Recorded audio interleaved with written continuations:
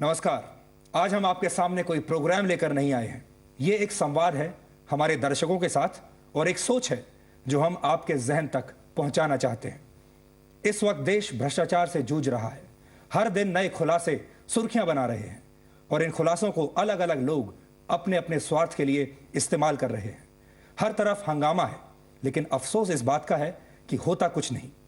बड़े बड़े घोटालों पर 4 दिन हंगामा होता है और फिर सब भूल जाते हैं। नेता भी, खुलासा करने वाले भी, मीडिया भी और आप भी। आखिर ये क्यों होता है? करीब 2 महीने पहले सीएजी की एक रिपोर्ट ने पूरे देश को हिलाकर रख दिया था। कोल स्कैम, पूरे 1,86,000 करोड़ रुपए का घोटाला, यानी भारत के इतिहास का अब तक का सबसे बड़ा स्कैम। इस स्कैम ने 2G घोटाले को भी पीछे छोड़ दिया। संसद का पूरा मॉनसून सत्र इस घोटाले की भेंट चढ़ गया। अचानक सीबीआई भी छापे मारने लगी। विपक्ष सड़कों पर उतर आया। पूरा मीडिया कोलगेट की खबरों से भर गया था। लेकिन आज लगता है सब इसे भूल चुके हैं। मगर जी न्यूज आपको यकीन दिलाता है कि काला पत्थर बंद नहीं होगा।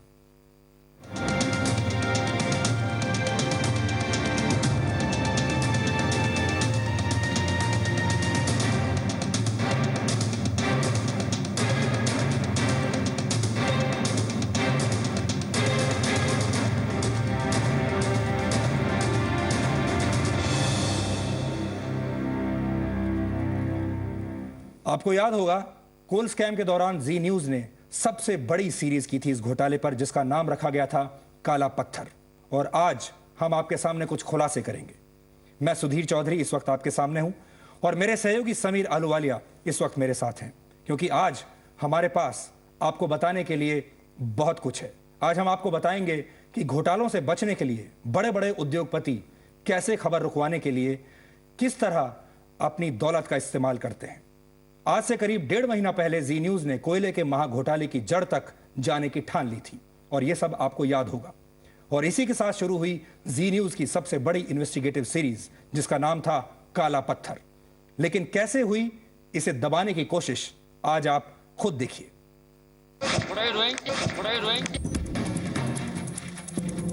कांग्रेस के एक रसूखदार सांसद और बड़े उद्योगपति नवीन जिंदल ने जी के रिपोर्टर पर यह हमला 10 सितंबर को किया था।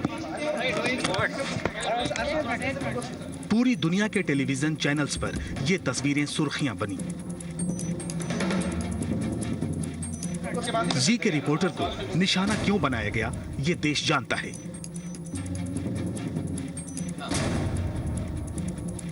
जी न्यूज और उसके सहयोगी चैनल जी बिजनेस ने ही नवीन जिंदल के घोटाले को बेनकाब करना शुरू किया था। समझ लीजिए कि निर्भीक और बेबाक पत्रकारिता का यही इनाम दिया था नवीन जिंदल ने। खैर, इस बौखलाहट के बाद शुरू हुई सच का नामो निशान मिटाने की कोशिश। हम आपको दिखाएंगे कि कैसे अपने सियासी रसूख का इस्तेमाल कर नवीन जिंदल ने जी न्यूज और जी बिजनेस के खिलाफ केस दर्ज करवाया। कैसे पैसे और पावर का इस्तेमाल कर मीडिया की आवाज दबाने की कोशिश की जाती है।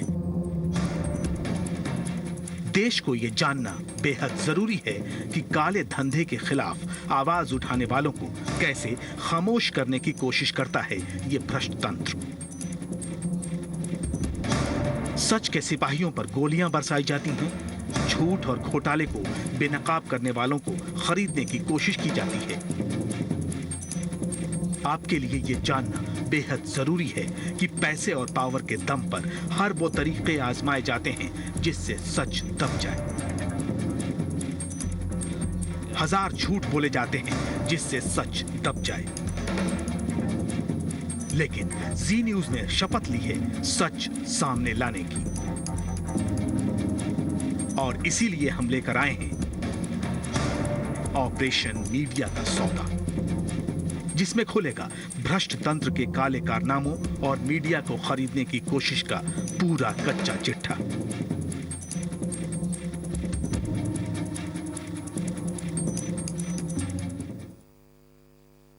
हमारी यह तहकीकात पूरी तरह से सीएजी कोयला मंत्रालय और अलग अलग राज्य सरकारों से मिले दस्तावेजों के आधार पर थी।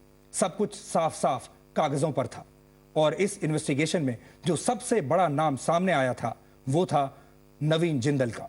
कांग्रेस के सांसद, बड़े businessman, Jindal steel and power limited के मालिक नवीन जिंदल।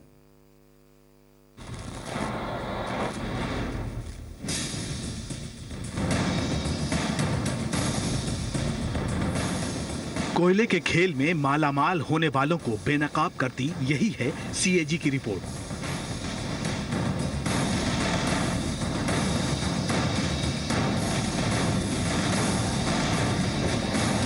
इस रिपोर्ट में सबसे ज्यादा बार ऐसी कंपनी का नाम है जिसका रिश्ता जुड़ता है नवीन जिंदल से। ये रिपोर्ट बताती है कि कांग्रेस सांसद और उद्योगपति नवीन जिंदल और उनसे जुड़े लोगों को कैसे कोल ब्लॉक आवंटन में सबसे ज्यादा फायदा पहुंचाया गया।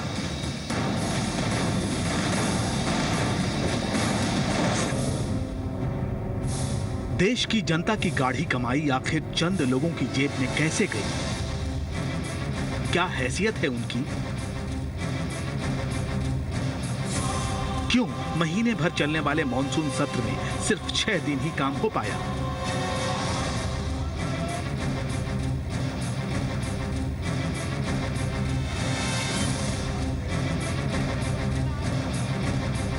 ये सवाल बेचैन कर रहे थे और इन्हीं की पड़ताल के लिए जी न्यूज ने इस बेहद संजीदा मुद्दे की जड़ तक पहुंचने की ठान ली।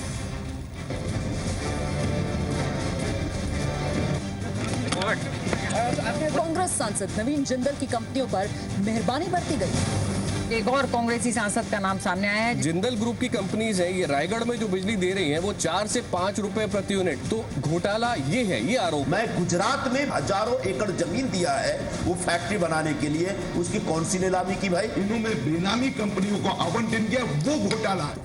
हमने शुरू की मुहिम काला पत्थर।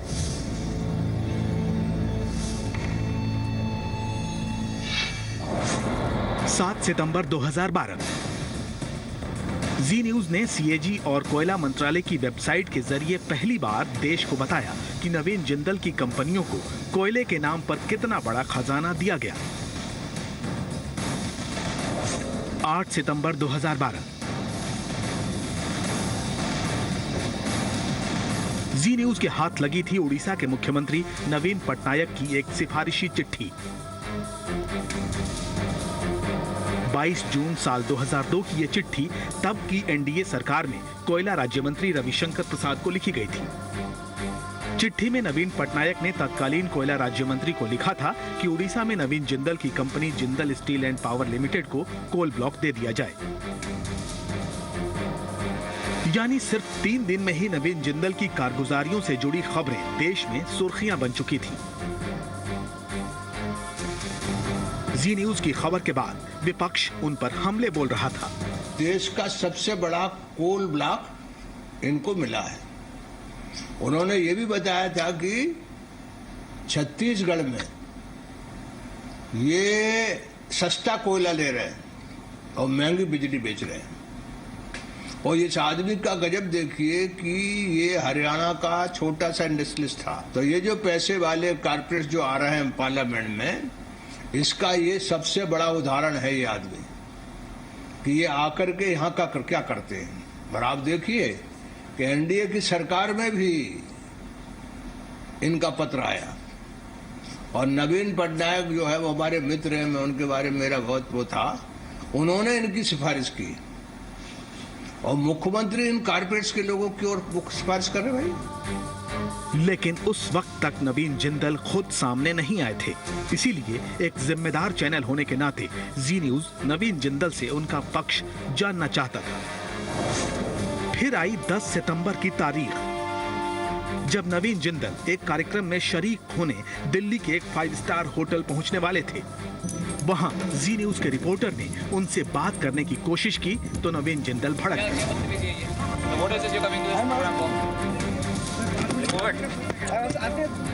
मीडिया से एक सांसद का ये बर्ताव इससे पहले कभी देश के लोगों ने नहीं देखा था। आप कहां से हैं? सफम Singh. Zee has been showing all rubbish on its channel. Everybody is writing the same stuff. Everybody is writing the same stuff, sir. Not only Zee, I think. So after this, sir. क्या बदतमीजी है ये? What is this? You're coming to this program for? What are you doing? 5 minute के बाद. What are you doing? What are you doing? I'm asking simple question, sir. धमकी, बौखलाहट और धौंस के बाद भी जी न्यूज भ्रष्ट तंत्र के खिलाफ अपनी मुहिम पर कायम रहा। बस इसी के बाद शुरू हुई मीडिया की आवाज दबाने की एक नाकाम कोशिश।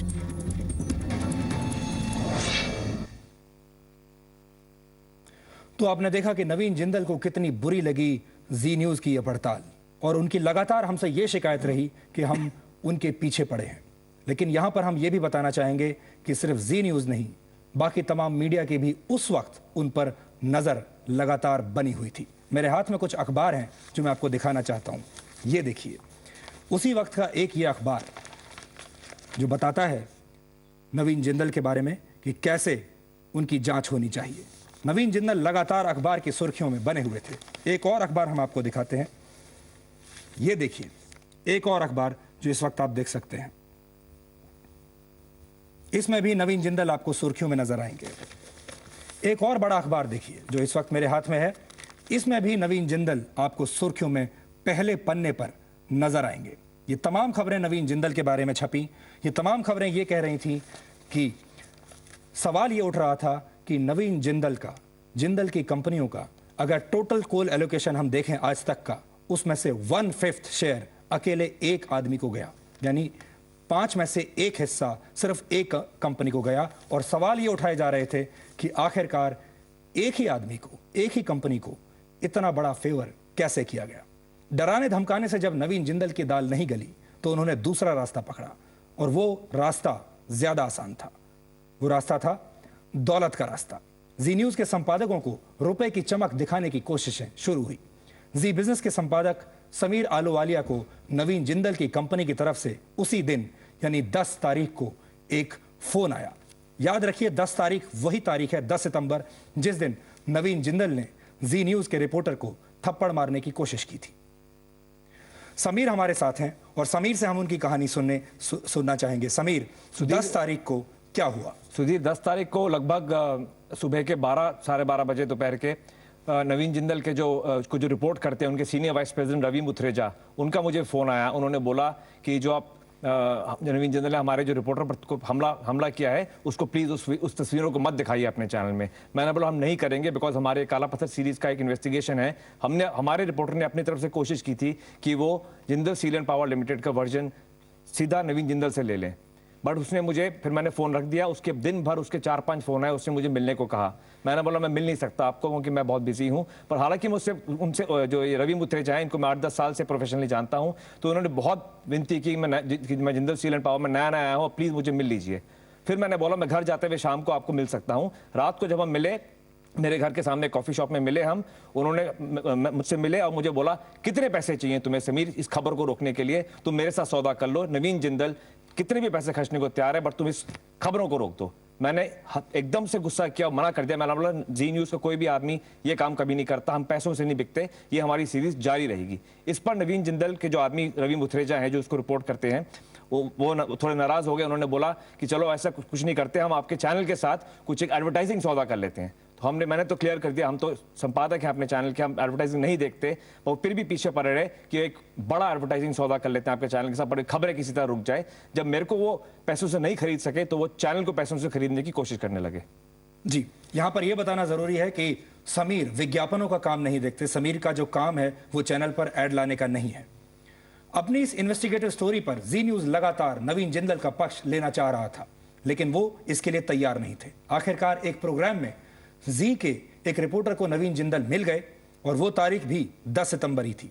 देश की संसद में कानून बनाने वाले नवीन जिंदल ने यहां अपना जो रूप दिखाया, उसके बाद हर तरफ उनकी आलोचना शुरू हो गई।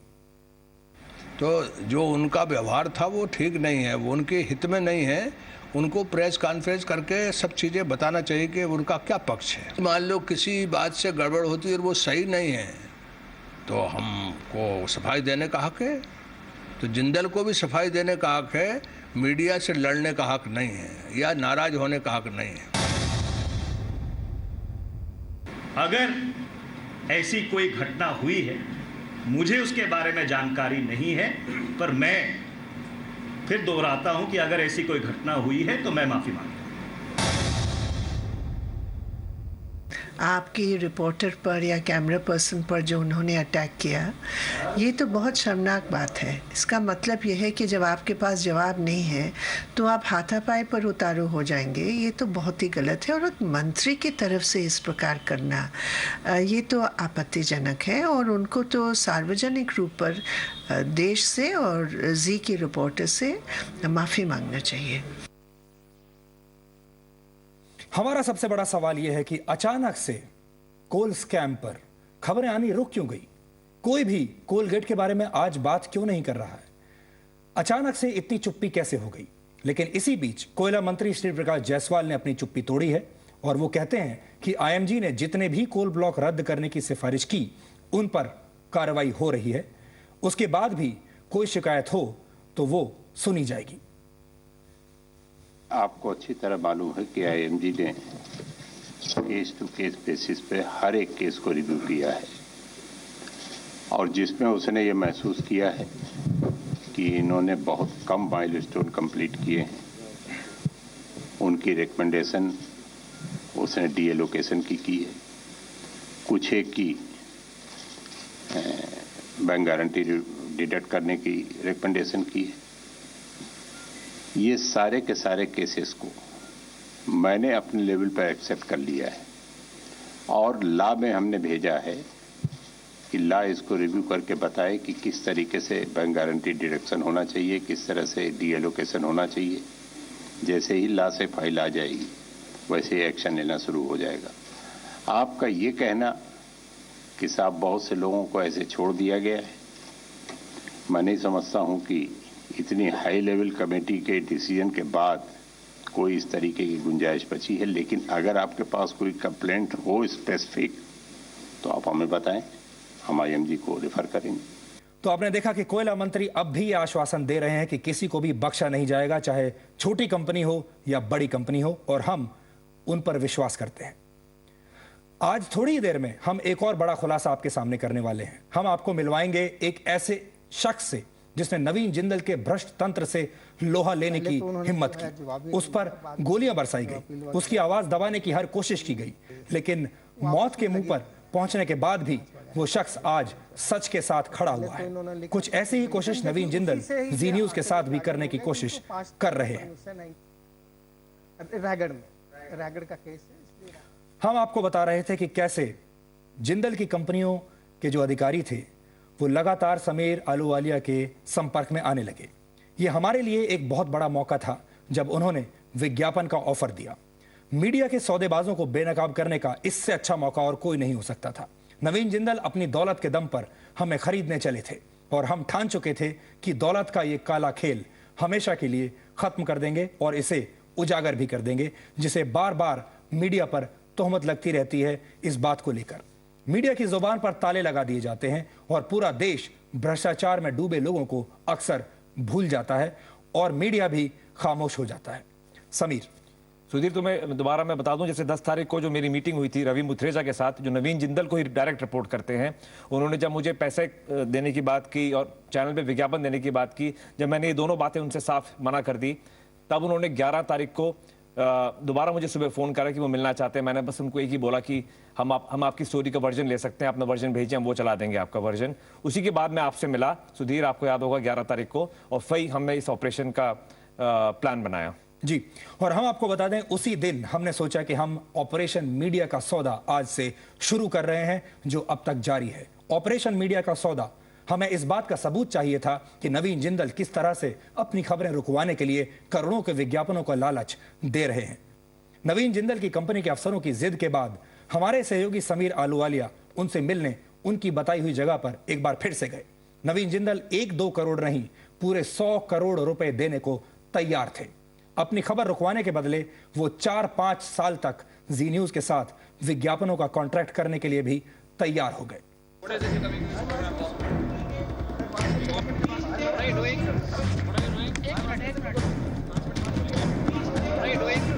नवीन जिंदल की धमकियों का असर नहीं हुआ।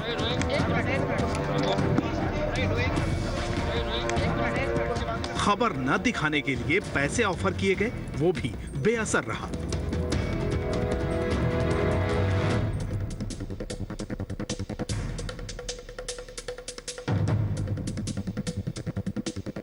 जी न्यूज की मुहिम काला पत्थर जारी रही।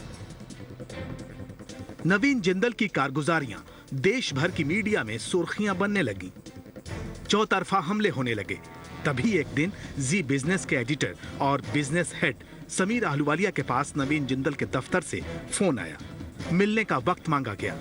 तब तक हम तय कर चुके थे कि भ्रष्ट तंत्र का पूरा कच्चा चिट्ठा देश के सामने लाकर रहेंगे।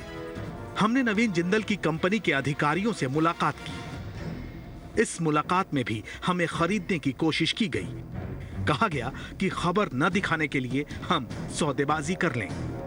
हमें भ्रष्ट तंत्र के असल चेहरे से नकाब हटाना था, लिहाजा हमने इसकी जड़ तक पहुंचने का पूरा खाका खींचा। एक ऐसा डमी कॉन्ट्रैक्ट तैयार करवाया जिससे नवीन जिंदल या उनके जैसे लोग जो मीडिया को खरीदने की कोशिश करते हैं, बेनकाब हो सके। देखिए, ये ईमेल नवीन जिंदल की कंपनी की तरफ से 15 सितंबर को भेजा गया था। इसमें लिखा है कि JSPL जल्द से जल्द जी न्यूज के साथ ये कॉन्ट्रैक्ट करना चाहती है और इसके लिए कहीं भी कभी भी मिलने को तैयार है। मतलब ये कि सच दबाने के लिए मीडिया को खरीदने की घिनौनी कोशिश से नवीन जिंदल की कंपनी संतुष्ट थी। अब देखिए वो डमी कॉन्ट्रैक्ट जो हमने नवीन जिंदल का सच सामने लाने के लिए उन्हें दिखाए। इसमें लिखा है कि जी न्यूज और जी बिजनेस के साथ नवीन जिंदल की कंपनी 4-5 साल के लिए विज्ञापन का एक करार करेगी। इसी डमी एग्रीमेंट पर हमें नवीन जिंदल के दस्तखत चाहिए थे ताकि पूरे सबूतों के साथ हम सच देश के सामने ला सकें। और हमारे इस प्रस्ताव पर नवीन जिंदल की कंपनी राजी भी हो गई। हम समझ चुके थे कि सच का गला घोंटने के लिए भ्रष्ट तंत्र के ये किरदार किसी भी हद तक जा सकते हैं। मीडिया को खरीदने के लिए बड़ी से बड़ी रकम भी दी जा सकती है। हम इस घिनौने सच को देश के सामने लाने के बेहद करीब थे। नवीन जिंदल चाहते थे कि किसी भी तरह दौलत का इस्तेमाल करके इन खबरों को रुकवाया जाए। अभी हमने आपको बताया उस ईमेल के बारे में। उस ईमेल की एक प्रति इस वक्त मेरे हाथ में है। ये ईमेल लिखा गया है रवि मुथरेजा की तरफ से समीर अहलूवालिया को। तारीख है 15 सितंबर शाम को 7:15 बजे। और इस मेल में लिखा गया है, मैं आपको थोड़ा सा पढ़ के बताने की कोशिश करूंगा। ये कहते हैं, we are ready to meet you today, tomorrow और any time and date convenient to you for finalising the sale. और इसमें यह भी कहा गया है, समीर से यह रिक्वेस्ट की गई है और यह कहा गया है कि उन्हें बेहद खुशी है इस बात की कि हम दोनों के बीच में एक करार हो सकता है। समीर, इस मेल के बारे में आप बताइए। ये मेल मेरी इससे पहले, इस मेल के आने से पहले मेरे इनकी जो कंपनी के CFO डेप्यूटी मैनेजिंग डायरेक्टर हैं सुशील मारू, ये मेरे से मिले और इन्होंने बोला हमें आपके साथ एक विज्ञापन का एग्रीमेंट करना चाहते हैं। तो जैसे हम पहले ही डिसाइड कर चुके थे कि हम एक कॉन्ट्रैक्ट पर साइन करेंगे। इन्होंने पेशकश की कि 20-25 करोड़ रुपए चैनल को देना चाहते हैं विज्ञापन के तौर पर हमें लगा कि देखते हैं ये आदमी कितना पैसा दे सकता है अपनी कवरेज रोकने के लिए। तो मैंने ऐसे ही बोला हम कम से कम 100 करोड़ रुपए की डील करेंगे आपके साथ। वो आपको हैरानी होगी सुन के, 100 करोड़ रुपए भी उन्होंने अपनी आंख भी नहीं चल के बोला हाँ 100 करोड़ का एग्रीमेंट कर सकते हैं, पर 4-5 साल का एग्रीमेंट करते हैं ताकि 100 करोड़ का एग्रीमेंट करें। तो उन्होंने मुझे बोला कि हम आपको एक ईमेल भेजेंगे जिसमें हम बोलेंगे कि हम एग्रीमेंट करने के लिए तैयार हैं और आप तब तक अपना एक एग्रीमेंट तैयार कीजिए। जी, मेल हमने अभी आपको दिखाया, वो एग्रीमेंट भी इस वक्त हमारे पास है। ये वो डमी एग्रीमेंट है। इसके बाद हमने एक डमी एग्रीमेंट बनवाया जिसको लेकर हमने ये कोशिश की कि इस डमी एग्रीमेंट पर किसी तरह नवीन जिंदल के साइन हो जाएं। नवीन जिंदल की कंपनी खबर रुकवाने को बेकरार थी। 17 सितंबर को कंपनी ने बाकायदा एक ईमेल लिखकर यह जाहिर भी कर दिया था कि वो किस हद तक जा सकती है। ईमेल में साफ लिखा था कि नवीन जिंदल की कंपनी को जी न्यूज की हर शर्त मंजूर है। वो जी न्यूज के साथ 5 साल का कॉन्ट्रैक्ट करने को तैयार हो गई थी। अब हम अपनी मंजिल के करीब पहुंचने ही वाले थे। हमने एक डमी कॉन्ट्रैक्ट तैयार कर लिया था। हमें इसमें चाहिए थे सिर्फ नवीन जिंदल के दस्तखत, ताकि दौलत के दम पर खबरें रुकवाने की उनकी कोशिश को पूरी दुनिया के सामने बेनकाब कर दिया जाए। और हम आपको यहां यह भी बता दें कि इस कॉन्ट्रैक्ट को पढ़कर टेलीविजन इंडस्ट्री का कोई भी जानकार यह आसानी से भांप लेगा कि यह एक डमी कॉन्ट्रैक्ट ही हो सकता है। किसी भी टीवी चैनल या अखबार में 5 साल के कॉन्ट्रैक्ट साइन कभी नहीं किए जाते, क्योंकि 5 साल तक, समीर, 5 साल की जो ये जो बात है, ये इस पर असल में अगर आप देखें तो यकीन नहीं होता, क्योंकि ये डमी कॉन्ट्रैक्ट में हमने 5 साल डाला और नवीन जिंदल को ये मंजूर भी हो गया 5 साल। लेकिन किसी भी कंपनी में कभी आपने सुना है कि किसी चैनल पर किसी ने 5 साल का करार किया हो विज्ञापन का? सुधीर, कोई विज्ञापन हो या कोई चीज हो, अगर आप कोई मार्केट में कोई चीज खरीदने भी जाए, वो भी आपसे 5 साल की प्राइस कोई कंपनी आपको गारंटी नहीं कर सकती 5 साल बाद कि क्या दाम होगा हमारे प्रोडक्ट का। तो इसी लिहाज से अगर आप ये कॉन्ट्रैक्ट देखें, कॉन्ट्रैक्ट कम से कम 8-10 पेज का है। जो हमारा विज्ञापन का कॉन्ट्रैक्ट होता है, वो जैसे दर्शक अभी कभी अखबार में क्लासिफाइड ऐड देते हैं घर खरीदने के लिए, घर रेंट पे देने के लिए, शादी का ऐड देते हैं, वो एक 1-1.5 पेज का कॉन्ट्रैक्ट होता है। उसमें कॉन्ट्रैक्ट तो सिर्फ आधे ही पन्ने का होता है, उससे ज्यादा नहीं होता है। हमने ये 8-10 पेज का कॉन्ट्रैक्ट इसलिए तैयार किया ताकि जब हम आपके सामने ये लेके आए तो पता लगे कि ये डमी कॉन्ट्रैक्ट है, इस कॉन्ट्रैक्ट में कोई दम नहीं है। जी, और ये जो कॉन्ट्रैक्ट है इस वक्त मैं आपको दिखा रहा हूं, ये वो डमी कॉन्ट्रैक्ट है जो हमने जिंदल के अधिकारियों को भेजा था। और ये 12 पन्ने का, 12 पेज का एक कॉन्ट्रैक्ट है जिसमें लिखा है कि ये 5 साल का कॉन्ट्रैक्ट होगा। यानी आज तक शायद हमें नहीं लगता किसी ने भी किसी मीडिया कंपनी के साथ 5 साल का कॉन्ट्रैक्ट किया होगा, वो भी 100 करोड़ का। लेकिन इस कॉन्ट्रैक्ट के जवाब में जो हमने बताया आपको, जिंदल की कंपनी बाकायदा ईमेल लिखकर ये कह रही है कि हमें आपकी शर्तें मंजूर हैं। ज़्यादा से ज़्यादा उनकी जो ख्वाहिश थी वो ये थी कि 100 करोड़ से पैसे को कुछ कम कर लिया जाए, और साथ ही वो ये भी चाहते थे कि इस 100 करोड़ के बदले में उन्हें क्या क्या मिलेगा, यानी क्या खबरें रोक दी जाएंगी, क्या उनके पक्ष में खबरें दिखाना शुरू कर दिया जाएगा, वो दस्तावेज कौन कौन से हैं, वो चाहते थे कि जो दस्तावेज हमारे पास हैं वो भी हम उनको दिखाएं।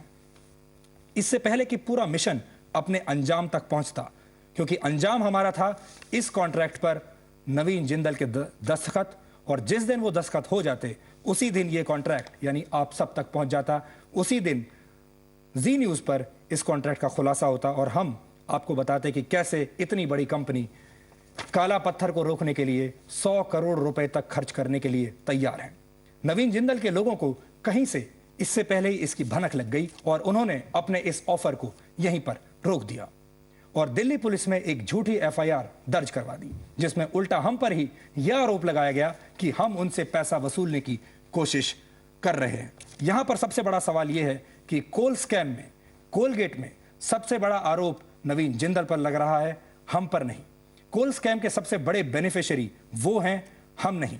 और हमारी जो इन्वेस्टिगेटिव रिपोर्ट जो थी, हम उनका खुलासा करने में लगे थे, लेकिन वो सवाल हमसे पूछ रहे थे।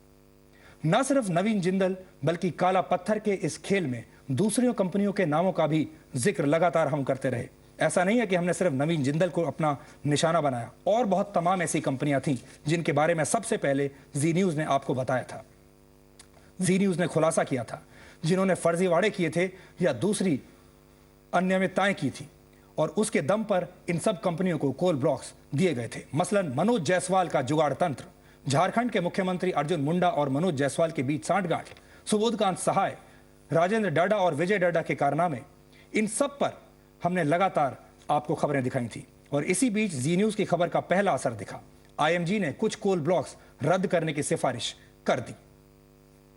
अदालत ने कहा है कि केंद्र सरकार को इन सवालों के जवाब देने की जरूरत है कि गड़बड़ी कर कोल ब्लॉक पाने वालों में कई नेताओं और उनके रिश्तेदारों के नाम क्या महज इत्तेफाक है? ब्लॉक्स तय गाइडलाइंस के मुताबिक बांटे गए या नहीं?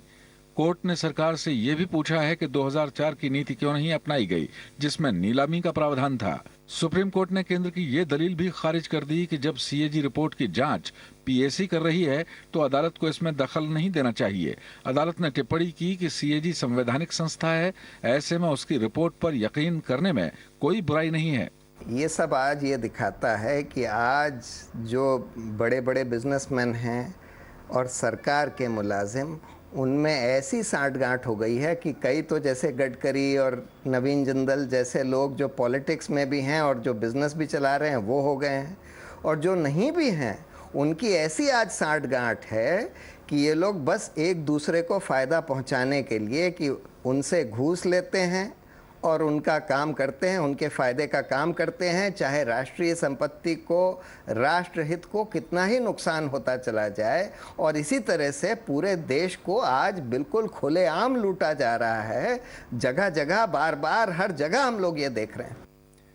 तो आपने देखा तमाम लोग इसके पीछे पड़े हुए हैं और लोग चाहते हैं कि किसी तरीके से ये जो सच है, कोल ब्लॉक्स का जो घोटाला है, इसके पीछे कौन कौन लोग शामिल हैं, कैसे कैसे किस कंपनी को ये कोल ब्लॉक्स एलोकेट हुए हैं, इसका सच देश के सामने आना चाहिए।